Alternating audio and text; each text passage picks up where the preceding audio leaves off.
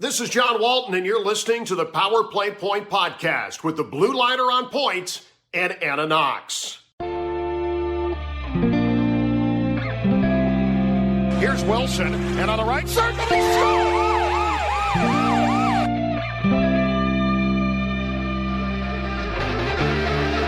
Rebound loose, wild scramble in front, score! Ovechkin with a buzzer beater! It'll count! And the hat trick tonight, number 21,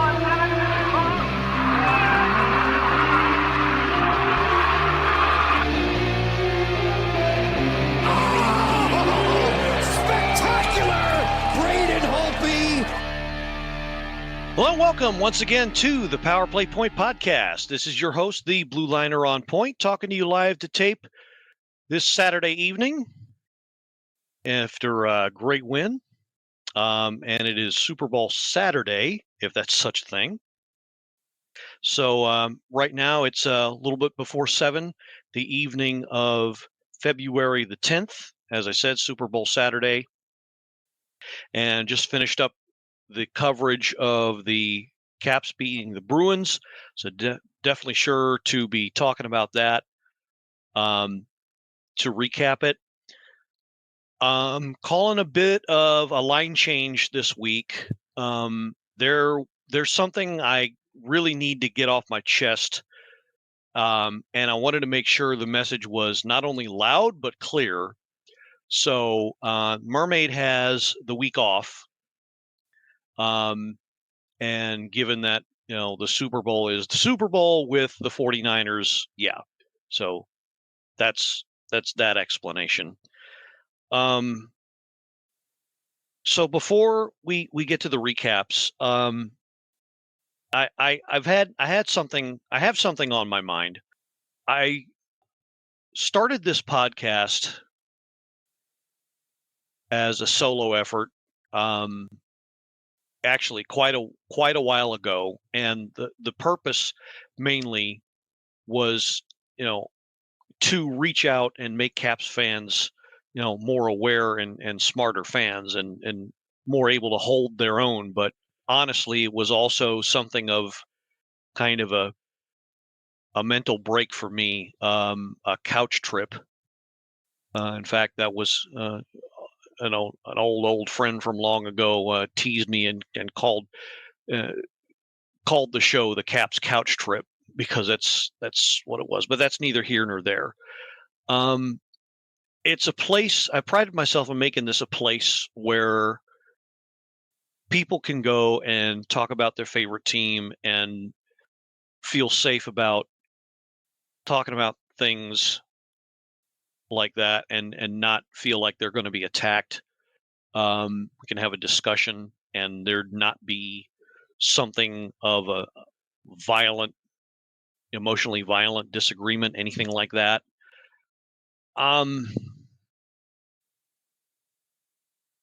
Let me just get to it. It's about the team. They haven't been doing so well, obviously, and it does have something to do with the Kuzi situation. And in fact, it has a lot to do with it. Not to beat around the bush. Like I said, we've been working towards being a quality fan group, and trust me that there aren't a whole lot of them out there. If you look around, especially in social media, I gotta say, and you know what I'm leading to, or you should, in that what happened with Evgeny Kuznetsov, in that he's going to be seeking assistance. He has sought assistance from the NHL Player Assistance Program. Now, I want to emphasize that nobody knows why, and that's by design, because it's private. It's meant to be private. So he's getting the help he needs, and that's all that's important. What I want to talk about is the disgusting behavior by some Caps fans, or some people who call themselves Caps fans, and took the opportunity to make this some sort of attempt at clickbait, getting clicks, getting noticed, whatever you want to call it. I don't really care. And it all comes down to, well, look, I'm gonna do something I've never ever done before on this show, and may never do again. But I don't know what else to reference. I'm going to quote the Bible. All right, specifically the passage in Matthew chapter 7, verse 1. Judge not that ye not be judged. All right. Now, some of you out there, you took one look at this situation. You know who you are. You took one look at this situation and decided it was an opportunity to make jokes or try to put Kuzi to shame. I say try. Well, none of us is perfect. Look in the mirror and remember that. You got jokes? You want to joke about somebody who's having problems? You think that's funny? You think it's funny when somebody can't get through a day without self-medicating? They can't get through a day without relying on something? They can't get through the day without reliving a traumatic episode over and over again in their head? You think that's funny? You think that's funny, then you're the one with the problem. You're the one who's sick. Now, the team, they've been difficult to watch. I get that. And some have said even agonizing. Well, perspective, people. Let's remember some things here. You want to know something that's agonizing and painful to be witness to? How about seeing a loved one in pain? How about seeing somebody drowning in their own mental quicksand and can't get out of it? How about seeing a friend who's just lost a job, basically their whole life, and is struggling to put it together again? I'm not throwing hyperbole at you. I've seen this happen, and it still happens. Somebody pushed out of a job for no other reason other than the company they work for decided they weren't happy making $5.5 billion because they wanted to make $6 billion. Okay? That's painful to witness. That hurts to watch. So if you want to make jokes about people going through that, you think you're funny, you think you're superior because you've never had that kind of emotional upheaval in your life, you think you're better than everybody? Think again. Now, for those of you, and I get there's a lot of you probably right now listening thinking, what is he talking about? I get it. And look, it's not meant for you. And I thank God for each and every one of you who have remained the ideal fans that I know you are, that I've been hoping for this whole time. This is not meant at you. But it pisses me the fuck off that people would decide to use this to say that they're better or go for social media kibble, basically, and say, look at me, look how funny I am. Oh, Kuzi with his booger sugar. I'm not even talking about fans of other teams. I don't care about them. Their opinion doesn't mean jack. I'm talking about people who claim to be fans of this team. Shame on you for doing this. And I don't care if you're not listening, but shame the fuck out of you.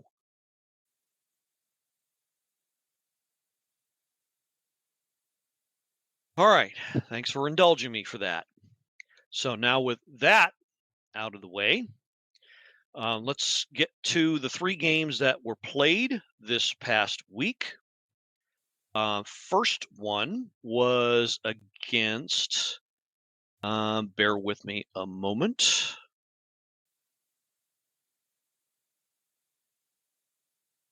Montreal.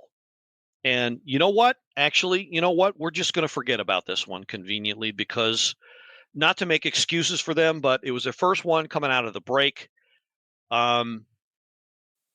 They came out flatter than 30-day-old soda that had been left open, not even in the fridge. And yeah, it was just awful. Nick Suzuki had himself a hell of a game. Kudos to them. Montreal's not a bad team, but Caps they just didn't have it. I'm sick of saying this. I really am, but they just didn't have it that night. Chalk it up to whatever you want, long layoff, rust, whatever, but they just didn't have it. They managed to get goals from Ovechkin and Rasmus Sandin, but too little, too late, as they say.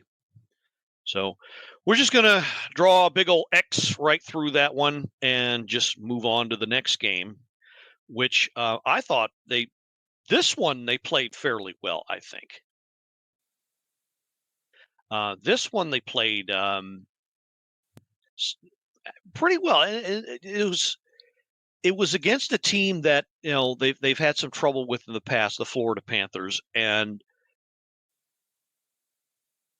I didn't think they'd come away with the win, but I mean, overall, it was a great effort. Now, if you look at the shots on goal per period, yeah, they were pretty well dominated after the first period. First period began very well, and I hope everybody's noticing a pattern here. They couldn't sustain that, which makes what happened today all the sweeter. But they got 13 shots on goal. They matched their opponent, but they could only muster 10 for the last 40 minutes of the game. That said, they managed to keep the Florida attack at bay. And Kemper, I think, had a pretty good game, stopping 38 of 41. And it was just, well, for one thing, they just ended up taking too many penalties. And the last one by Tom Wilson was the one that ended up being the dagger. That was the one where they scored on the power play and took the lead for good. Florida did. And yeah, you can say the officiating was inconsistent. You've got a case for that. They made some questionable calls that weren't equal. Some stuff Florida did that they definitely got away with, but in the end, unfortunately, the Caps their attack just tailed off a little too much. Florida's attack was too much to keep them at bay, and their effort just wasn't enough to win the game, but it was there. So I'm not, this is the type of game they're going to lose, but at least this time they came with it.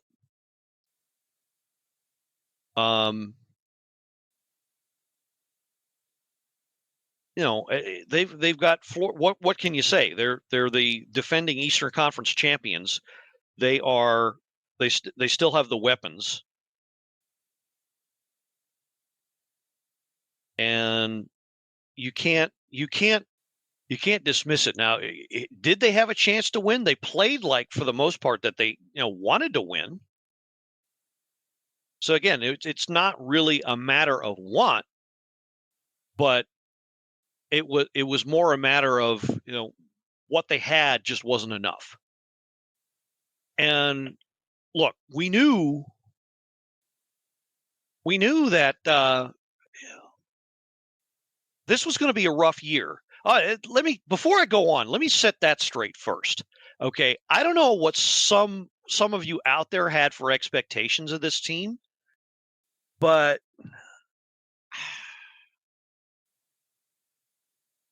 we've mentioned it on many other episodes. And whether it was Marcus or Anna or other guys that were on, we all said the same thing. They're not a lock to make the playoffs. It's a long shot at best. And some of you out there may have thought, well, why isn't this team better? Why isn't this team in the hunt? Well, because they're honestly not good enough on paper, at least to even be in the playoffs. That's something we've all got to remember. It's not an excuse, it's not a handicap, but it's something we all got to remember. And so as proud of we are when they do win, I think everybody needs to keep some perspective. It's a matter of reminding yourself, okay, well, there's a lot of guys approaching the end of their careers on this team still. The end of their contracts, their last chance to win championships or be a part of something special. You got to keep that in mind. And I think maybe some folks out there have too high of an expectation. Do we want them to do well? Of course we do. Should we expect them to do well? I don't know. I don't know. I expected them to at least contend. And again, granted, the last 6-7 games haven't been something, anything to be proud of, at least results wise. But don't be surprised if come mid-April, unfortunately, we're on the outside looking in. So, all right. As I said, I'm calling a bit of an audible, a line change.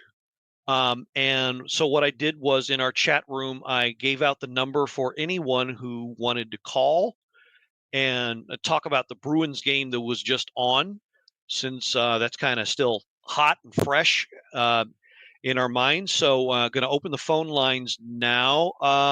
Okay, so I see somebody calling in. All right, who we got? Hello? Hello, sorry, I had myself on mute. That UC4? It is C4. Awesome. Okay. All right. So for those who have not been made aware, C4 is playing hurt. Yeah. So everybody's going to have to bear with her. She has an upper body injury. We're going to call it that. So she's playing hurt. So you loyal listeners out there, you on the other side of the earbuds, the speakers, what have you, bear with her. So let's just get to it. What did you think of the game? I thought it was a pretty good effort. It helped that Boston wasn't playing all that great. And you'll have to pardon my voice because the meds that they gave me for the surgery was a nerve block, so it's kind of messed with my voice a little bit. They said it would take probably a few days or so for it to come back properly. You're fine. But so anyway, I thought all in all a really good effort. It was nice to see the what did they call it? The whatever the line with the POTUS. McPromo is the name I've seen yes, it called. That's the one. Yes, that was nice to see that line back together. And it was nice to see NAK back on the ice instead of Phillips. I know I am kind of missing Kuzi a little bit, to be honest, but I think all in all, he's better off where he is. And I won't go too deep into detail on that. We've had multiple discussions on that. But I was happy with the effort today. They looked like they were a little pissed off. They looked like they were a little, they were playing a little more physical than they had been. So, yeah, I think a good effort today. Is a grand effort today. I think, but I think you're right. I think they just finally, sat down with themselves and said, hey, look, we haven't won a game outright in too long, and we're better than this. And I saw a handful of gaffes that I wasn't happy about, but I can be a terrible critic at times, but overall, I can't point to anybody on this team and say they had a bad game.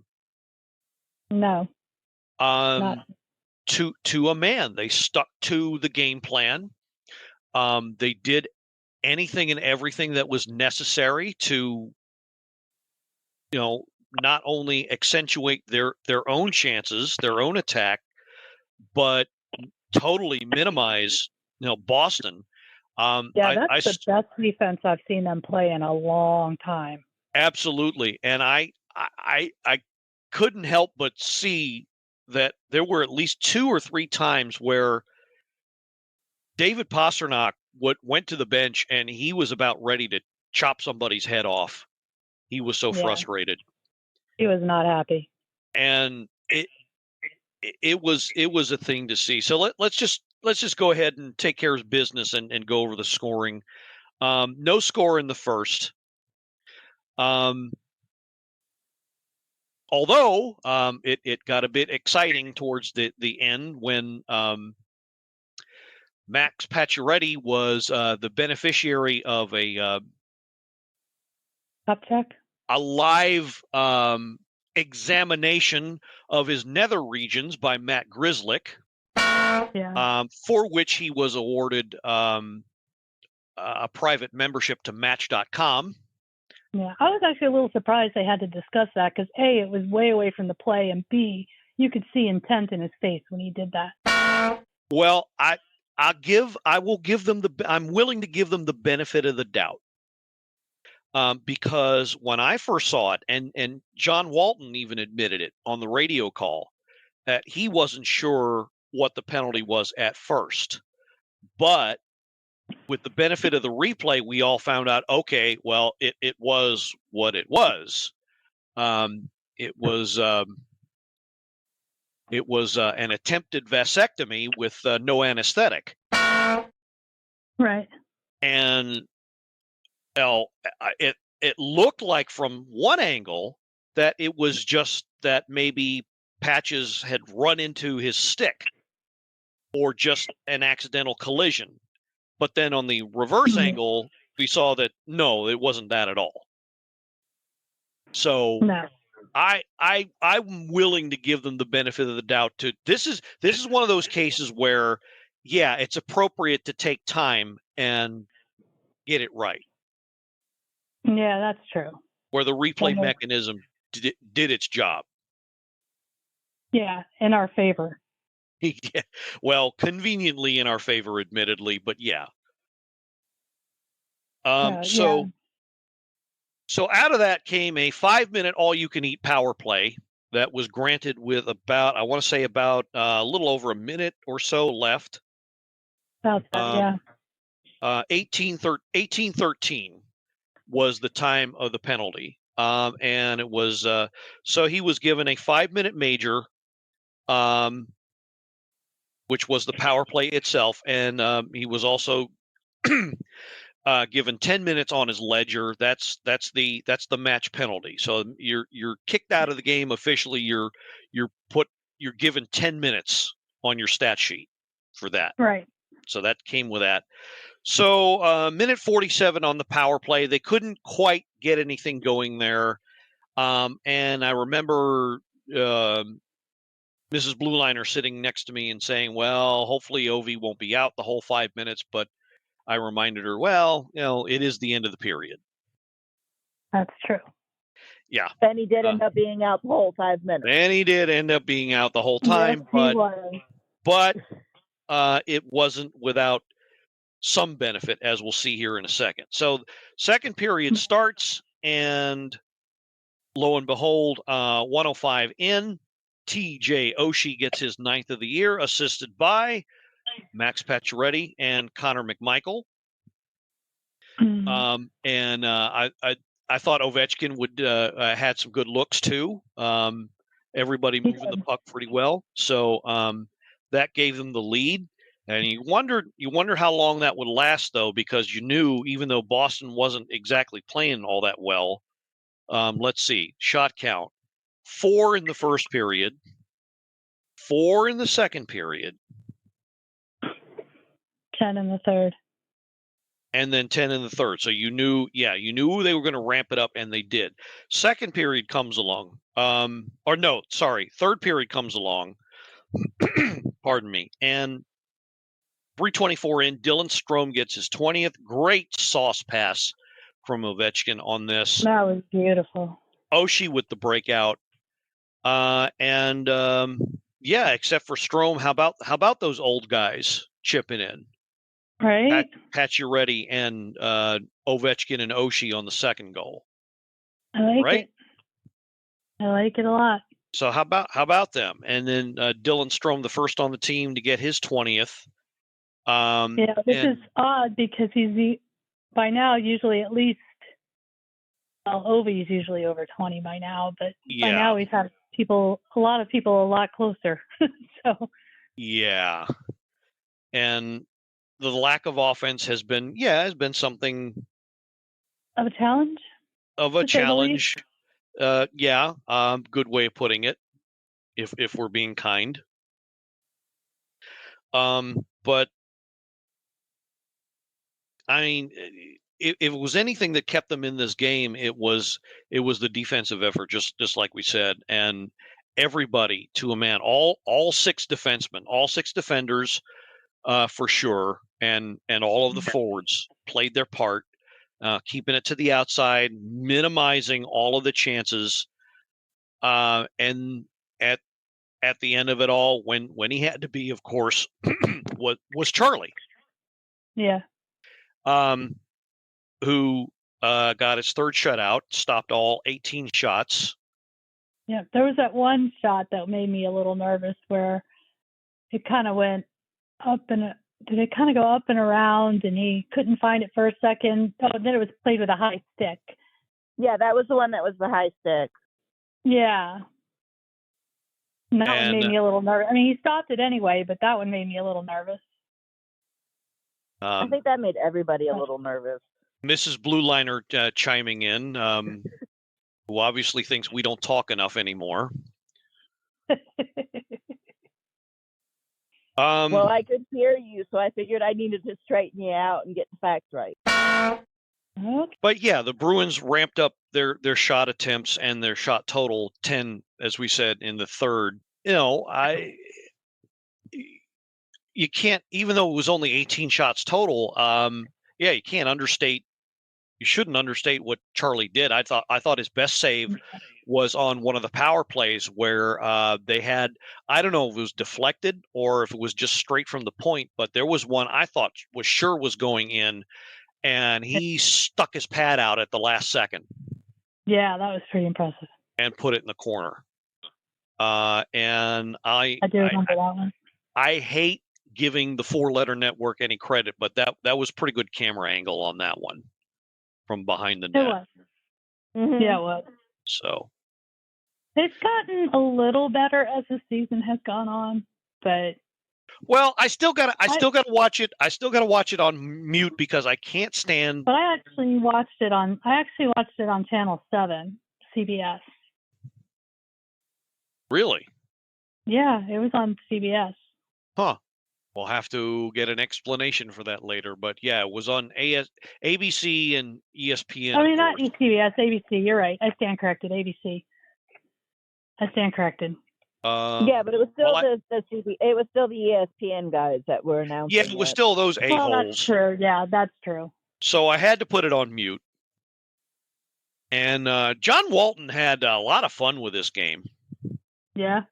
And I actually sent a couple tweets about it that he liked. He said something about this is probably the line of the year, and he said something about it was late in the second period, and the Bruins fans were booing them, and when they got booed off at the end of the second. It was before, also something before that where he said something about you might as well start playing Calliope music with all the few shots on goal that Boston was getting. And that if you're on the Facebook page, that's why I posted what I posted there. So if you were confused, now you're not confused. That's great. That's awesome. But yeah, nail biting and sandwich eating time because Boston got power play after power play after power play the last 7 or 8 minutes of the game. Yeah. What was it Brad called it? The black and white managed comeback attempt? Oh, let's not misquote him. So I will bring up the chat room. or something like that? Yeah, I'm sure I will find it. Give me a second. Here comes the black and white managed comeback. Yep. And he said something else that I won't say. Yeah. Something about a weak call that involved a male body part. You got to frank it up.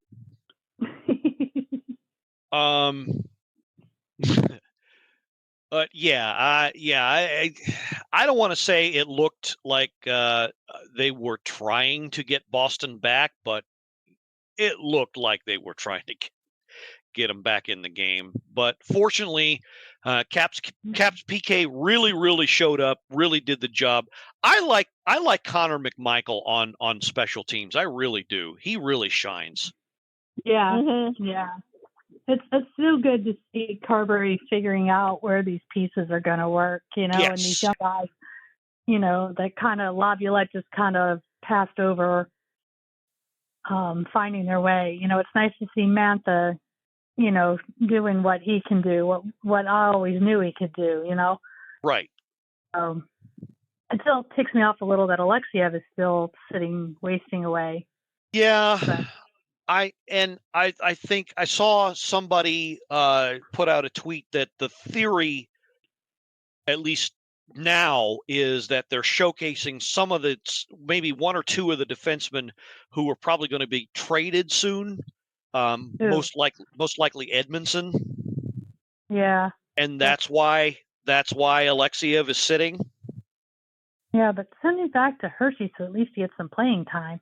Yeah, and that's probably the one roster call aside from Phillips that I have yet to try to to be able to wrap my head around. So,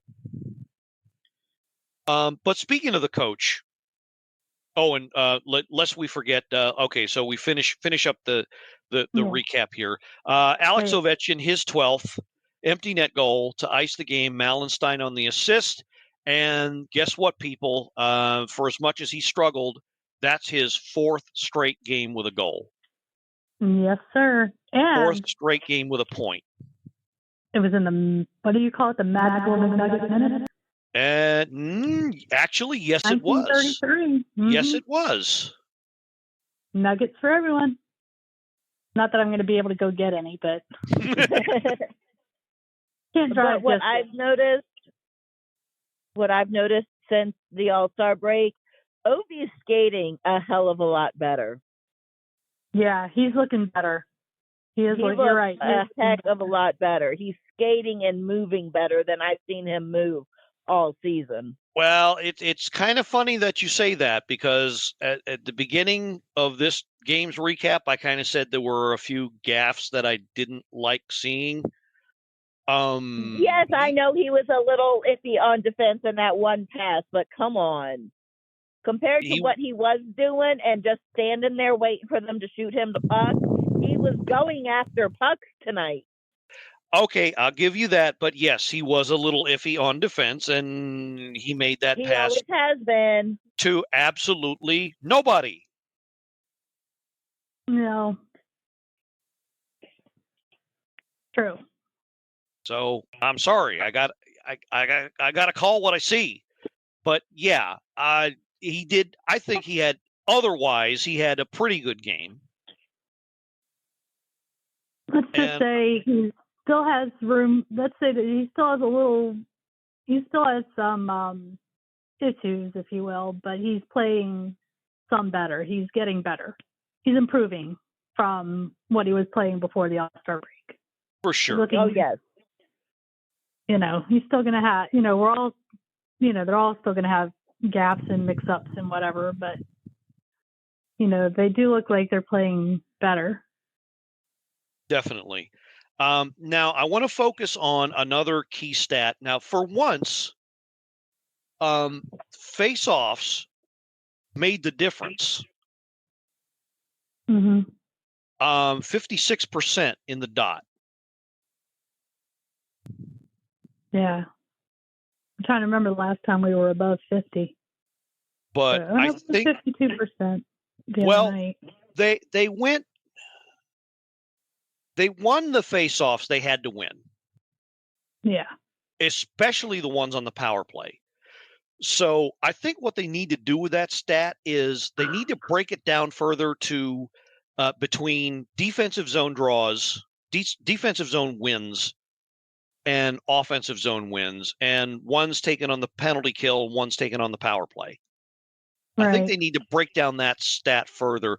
You could probably get something like that at Natural Stat Trick or someplace like that.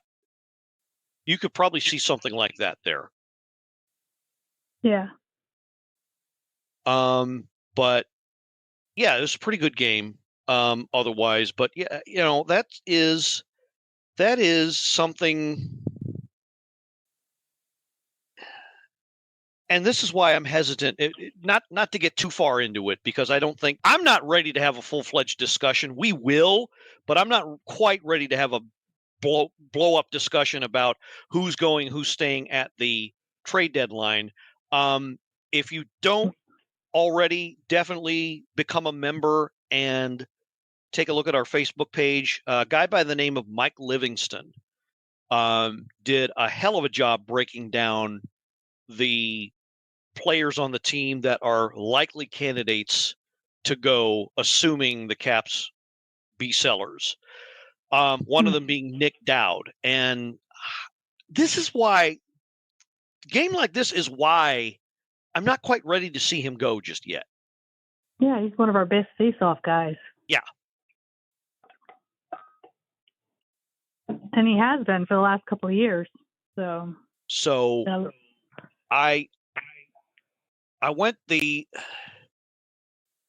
I'm going the other way, and I'm saying don't trade anybody. But I think Elliot Friedman pretty sure it was him, in the second intermission interview with John Walton was like, they're kind of in wait and see mode. And that's where I think they should stay, at least for the next couple of weeks. Oh, for sure. So. Yeah, don't be in any rush. We're not in a rush right now. But at the same, by the same token, if they get an offer that is just too damn good to pass up. Well, yeah. Can't really say no. All right, so that was the week that was on the ice. Finally got that win, and it was a damn good win.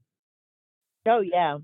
And so the key here is sustainability. Now, here's where it gets tricky. You got to turn that win into something more. And the next two games are at home, but they are against two of the top Western Conference teams there are. And the next one is no less than 24 hours, a lot less than 24 hours from now, tomorrow, Super Bowl Sunday. 1:30 puck drop against Vancouver. And I've been asked to remind everybody, if you're listening to this, hopefully tomorrow morning, Sunday morning, if you're driving into the game, give yourself a lot of extra time and room because of the celebrations for Chinese New Year. All right. Probably want to think about taking Metro in instead of driving. So just putting that out there. So 1:30 puck drop against Vancouver, who, if I'm not mistaken, they're actually leading the Western Conference. They're the top team right now, I'm pretty sure. Yeah, they are the top team. They are the top team in the Western Conference by standings points, 74. Pacific. Well, Pacific too, but in the whole Western Conference as well. Yeah. I see what you're saying. Yeah. And then 2 days later, they face the Colorado Avalanche, and we've already seen what they can do. That's a 7:00 puck drop Tuesday night.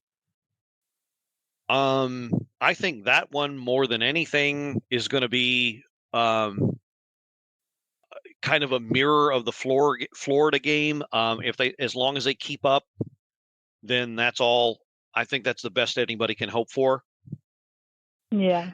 And then the final game of the calendar week is Saturday. Then they go on the road for a quick trip across the border to La Belle Provence and the Montreal Canadiens.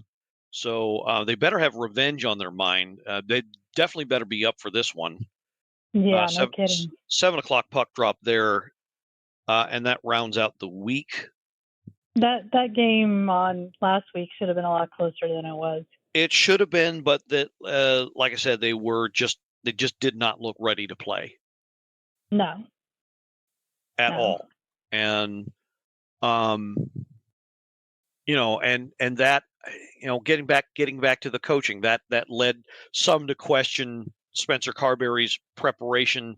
Yeah. And I was on Marcus's podcast, Sakroom's Capitals Off the Chain, earlier this week. And we talked a little bit about that.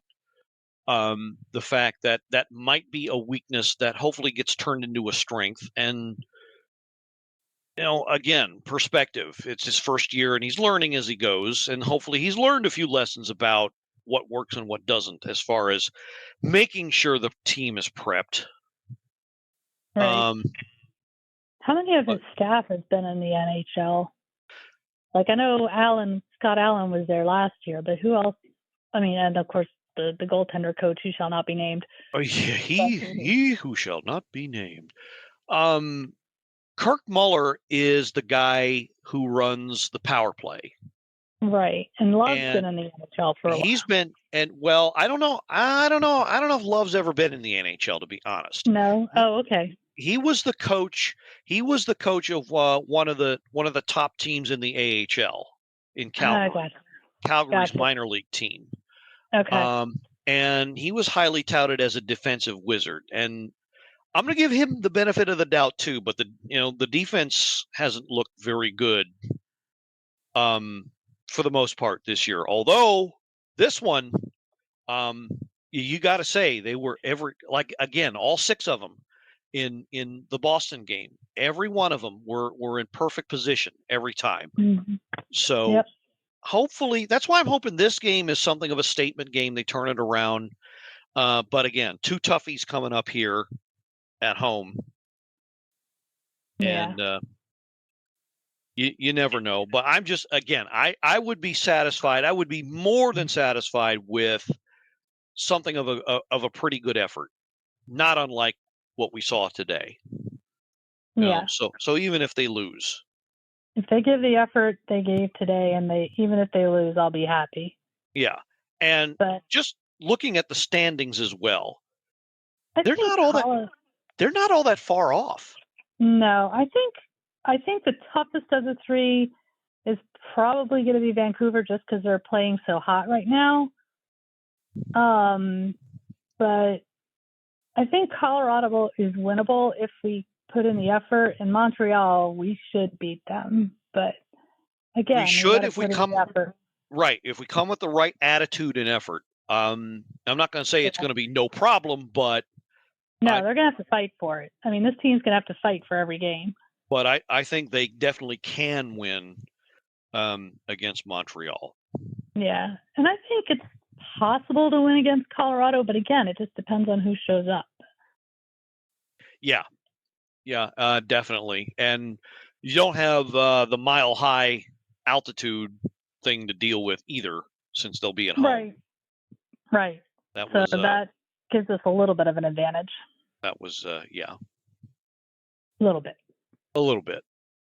All right. I think this is a good place to stop for this week. Hope everybody, if you're watching tomorrow, enjoys the game. And I'm not talking about the one with the brown ball. I'm probably not going to watch that one. If you're boycotting that, I get it. But if I'm not boycotting it, I'm probably just not going to watch it. I'll probably be asleep. Yeah, I get that too. But for me and for Anna, go 49ers. But we'll see. But hopefully you enjoy that game too. And thanks C4 for calling in. Thank you for having me. And thank you, Mrs. Thank you, honey, for setting me from being crooked. I was teasing. Story of our marriage. Always good to hear from Mrs. Blueliner. Oh, thanks. Okay, so for C4 and the missus, this is the Blueliner on Point signing off and reminding you that, well, one day I decided to go to a bank to start a new relationship with them. I had some money to put away, so I figured that'd be a good thing to do. Try as I might, after I walked in, though, teller after teller just kept on ignoring me. Finally, I was able to flag somebody down who half-hearted me, took me through the procedure and took my information, all that. And I told him the story of what I was looking to do and what I was hoping for, and basically said, hey, look, I don't care. I just don't care. And it was at that point I realized what I had opened up was an interest-free account.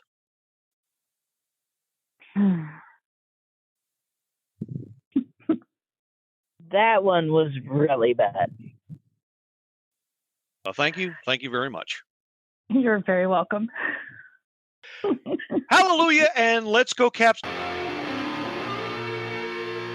This has been another episode of the Power Play Point Podcast. All episodes are available from Apple Podcasts, the Podbean app, blueliner77.podbean.com, and now available from Stitcher. Music by Joe McAllister, voiceover by Jeffrey Conkle.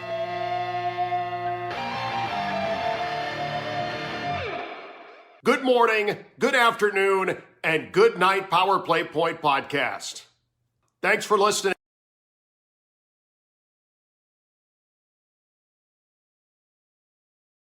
Yeah, I'm high on oxycodone, and I remembered that.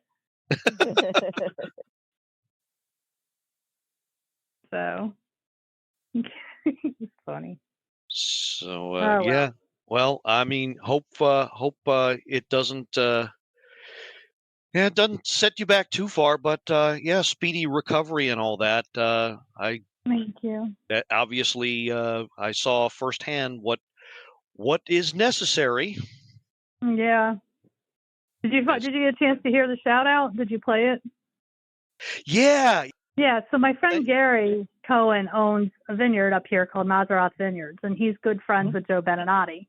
And I guess he said something to Joe. So, and then Gary told me last time I saw Gary about a week, it was a few days before my surgery, I guess I saw Gary. And he said, record the game on the 8th if you can't watch it. And I'm like, why? He says, just do it. So I happened to be watching it and I heard it. And I was like, wait, what? So I had to rewind it.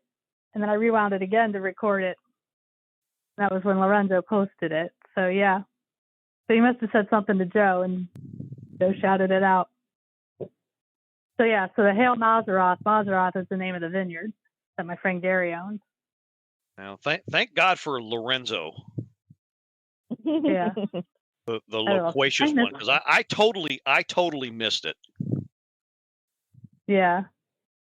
Well, I heard it, and I was like, oh, wow, wait. Go back.